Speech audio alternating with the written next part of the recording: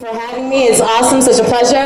But I am going to ask for one thing, is that you just close your eyes here for a moment. If we could all stand still for a moment and just take it in. Every time that I enter into a space, enter into my yoga classes, I always like to set an intention. So, if you could do that for me right now, close your eyes. Close them. I can see you. Okay, good. Just a second. I enter into expansiveness as we gather around for fellowship of elevated consciousness, as our minds begin to combine and ideas electrify, making relations, altering perceptions. Through every synapsis, re-establish a soul-purifying connectedness. There is no emptiness. Your space, my time, an illusion that we've designed, evolutionary beings stuck within our own minds, filled with to-dos, should-nots, and how-tos. We desire our greatness, yet bound by small views. Your pain is inevitable, yes, but suffering you choose. It is time to feel ease. It is time to release. It is time to finally be the women and men that we already be. It's time to let your souls come through and your minds be free. Open your eyes. Thank you. Okay, I'm still going though. Let's keep it going. Let's keep it going. All right. Okay, so, well, thank you for your attention. What I wanted to actually talk to you about is this need and such importance to master your state of being. As you can see here, I got a whole bunch of notes because it all came to me at 2 o'clock in the morning, which, this morning. But I'm feeling great about it. You see, because what I wanted to actually touch upon is this concept of fear. Now, you may not even necessarily recognize it. You may call it anxiety. You may call it stress. You may call it tension in the body. You may even call it high blood pressure. But chances are that it does in some way kind of run your life. See, we live in a fear-based society, taught to fear our neighbors, taught to fear authority figures. As a child, it's your parents and teachers. And as we're older, it's the government and organization that police our various aspects of our lives. Taught to fear growing old. Taught to fear this idea of not being enough to be loved. Taught to fear judgment. If you're anything like me, you may have even been taught to fear God, which to me is just an unfathomable concept. I mean, the most unconditional concept of love that you could possibly understand, the one that had created everything, seen and unseen, we're supposed to fear? See, danger is real. Yes, this is true, but fear is not. It is a mental concept based in the idea of an optical delusion of separation. Its premise is solely based on the idea that you believe that you are separate from something that is greater than you, than this physical manifestation, as though this fleshy, bony, veiny figure that stands before you right here is all that there is to me, but I'm sure you know that that's not true. Right? You see, this concept of fear, though, has a very real experience in our bodies. It affects the nervous system. Your palms get sweaty. Your heart starts to race. Your breath almost feels like it's gone into the abyss. And you see, when this happens, though, we start to understand this as just being normal. Like, this is what's supposed to happen. We're supposed to be stressed. And then maybe one day you'll actually make it. Like, you'll have the big house, the fancy car, the trophy spouse that will tell you, like, everything's all good, it's enough, and now you can exhale. Right? And yet, for some reason, that day never comes. You see, they tell us to be smart. They tell us to think with your head and not with your heart. They say that you gotta work for a living, but is it really working if you're not really living?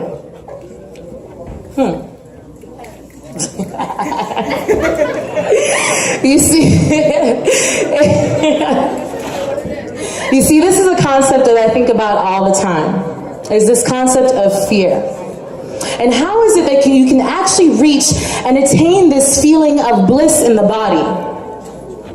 This breath in your body is what is most important. That is where you feel the bliss, meaningful interaction. I mean, the moment that you actually take it, matter of fact, let's take one together right now. Matter of fact, let's do this right now, because I'm a yoga teacher, so this is what I do, okay?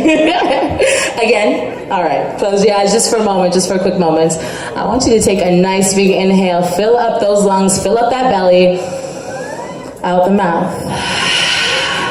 Ooh, one more time, inhale. And let it go.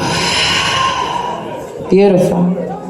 You see, the moment that you take a slow, focused, controlled breath, your heart rate decreases. The blood starts to flow. That thing we call energy, that prana, it gets fired up. And the blood starts to rush to the prefrontal cortex of your brain, that space in which has evolved over time. It is what has created all of these amazing things that you look around us and see in society. The intelligence that we have, all in here. But when you are in that fight or flight state of your body, that state of the nervous system, all the blood draws away. And you can't see anything but danger. And to top it off, when we are in that fight or flight state of the body, your non-essential functions shut down. Now, what's non-essential? We don't even think about it. We think like, oh, my body's real smart. It's going to do what it has to do. Pretty much. But it senses that you are in danger. So it shuts down your digestive system, because who needs to digest food when you're trying to run from lions and tigers and bears? Oh my. And it shuts down your immune system, because again, you are in a state of fear. Now, this was very, very, very useful for our forefathers, okay? It was awesome. They had to run from them lions and tigers, and as soon as danger was clear, it was all good. The brain can see and distinguish safety versus not safety. So then it was time for you to relax, chill, have sex, smoke some grass, do what you gotta do, procreate, right? Awesome. But yet today in society, we are constantly bombarded. Well, you have a cell phone, don't you? Constantly bombarded, constantly pressured by responsibilities, literally racing to the clock, racing to it, but the end of the day, and then you sleep, and then you wake up just to start the process all over again. You run this rat race, and again, calling it normal just because somebody before you had done it. Now, to me, again, that don't make no sense. Again, when it comes to the breath, it calms your body down. It is the simplest way to tap into the moment. I'm constantly teaching this idea of mindfulness, which to me, mindfulness is just mindfully being aware of the present moment that you are currently in. But how many of us actually do that? I mean, to breathe is the one thing that has to be done in this present moment. It cannot be done in the past. Well, you probably did it, but you can't do it in the past. You can't do it in the future. It must be done now. Presence. It's powerful. Now, I remember that first day that I actually breathed for the first time. I had experienced a mental and physical breakdown when I was about 20 years old. It was amidst divorced parents, full-time university career, internships with professors, running a professional or competitive hip-hop dance team, and also a stressful relationship. And so I woke up one morning feeling as though my body was being torn apart from the inside. And at the time, boyfriend and I was in a fight, so I got the silent treatment, so you wouldn't pay attention. So I eventually had to seek medical attention, but it took me a long time to take myself there because I was literally immobile for a few hours. So when I finally got to the doctor, though, I sat down in her office and she proceeded to only ask me what was going on in my life. And without hesitation, I told her all of it. And as tears ran down my eyes, she looked at me and said, "Sweetheart, you're stressed." And first off, I'm like, this is what stress can do? Shit. Damn. Shit can kill you. And then she said, "I'm not going to give you anything but gravel. And I'll write down," she wrote down the address to a church that accepted all denominations, and said, "Well, maybe try some yoga." Now, I had always been hesitant to try yoga because growing up in a very religious household, yoga was not something that you do. Okay, meditation was letting the devil come into your mind. So at this point, I was like, listen, if God don't hate me, like, I'm sorry. I gotta try something. So I show up at home, gravel already down the hatch. I lay out my Pilates mat. I'm like, all right, let's try this thing. I put on my TV. So those half-hour yoga segments, this is before YouTube was hella popular. Okay? So I sat down, did the sequence. I'm like, okay. But I do remember that moment that I sat up. And with absolute peace in my heart, with clarity in my mind, I thought, is this what life is supposed to feel like? I was hooked. Every day I practiced, every day I stepped onto my mat, I was slowly stripping away the layers of this mask that my soul was tired of wearing. It was done.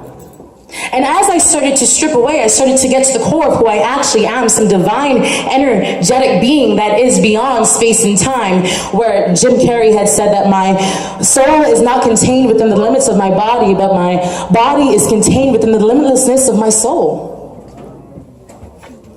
I felt that. And so the course of my life changed dramatically. I started to realize all I want to do is to help people to feel this feeling. I wanted to inspire. And I love this word inspire so much. It literally comes from a Latin root that means to breathe in spirit. And so every day I began to breathe in spirit into my life. So to breathe in confidence back into my bones. Starting to allow for myself to embody the pharaohs, the emperors, the empresses that I am so proud to call my ancestors. Every day. You see, you are walking around in the most advanced piece of technology that will ever roam this earth.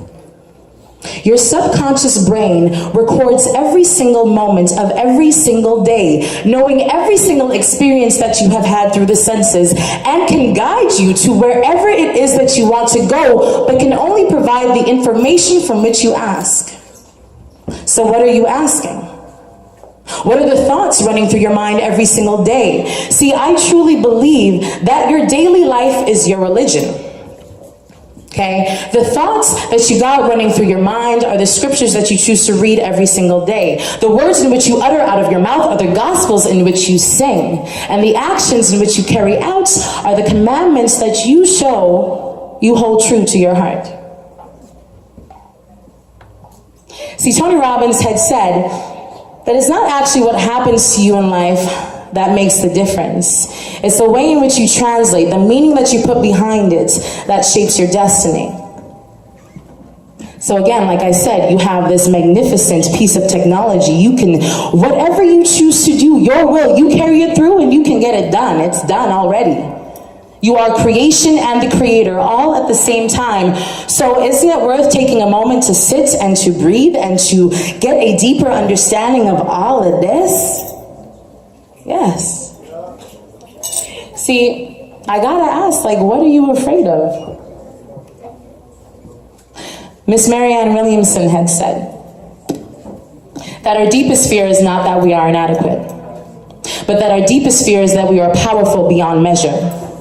That it is our light, not our darkness, that most frightens us. We ask ourselves, who am I to be brilliant, gorgeous, talented, fabulous? Who are you not to be? You are a child of God. Your playing small does not serve the world. There is nothing, I mean nothing enlightened about shrinking so that other people won't feel insecure around you. We were all meant to shine, as children do. We were born to make manifest this glory of God, and it is not just in some of us, it is in every single one of us. And as you let your own light shine, you unconsciously give other people permission to do the same. For as we are liberated from our own fears, our presence automatically liberates others. Thank you.